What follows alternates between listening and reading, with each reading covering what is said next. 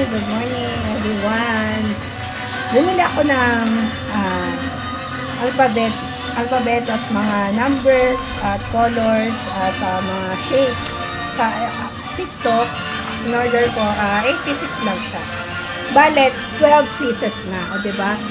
Ngayon, dinikit ko na siya ilang araw na. Pero, natanggal lang kasi binabakbak ng anak ko yung mga pandikit. Mga dinikit ko na siya. Natatanggal kasi. Ano rin, hindi masyadong madikit. Tapos, binabakbak. Ngayon, nakaltan ko na siya ng thumbtack. Ayan. Ayan yung makulit ko na bunso. Ay, si kuya. Ayan. 12 pieces na. Mga chart. Ayan. May emoji. Ayan. May alphabet. May numbers. At may shape. Ayan. Kasi kuya, tutulungan ko rin. And then, meron silang dagdag. O, diba? Alam na ng anak ko yan. Bunso ko. Yan. Okay, simulan na natin.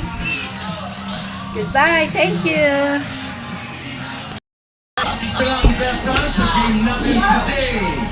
Ready na ba kayo, guys?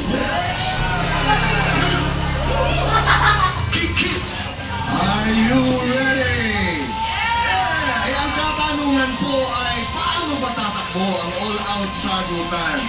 Dito hindi lang ang talas ng isipan ang labanan, kundi pati bilis ng pagdedesisyon pagdating sa mga issue sa showbiz. Magbibigay ako ng mga showbiz questions na may tatlong choices. A, O, at F. And you guys have only 5 seconds to make a choice. On my cue, kailangan ninyong puntahan ang letrang pinaniniwalaan yung tamang sagot. Ang makakatama, pasok sa next round. Pero ang mali, ang sagot may consequence kayong kakaharapin. Ang matitira player ang siyang tatanghaling all-out sagutan. Champion! Malinaw ba tayo, guys? Malinaw na! Handa na kayo sa mga consequence.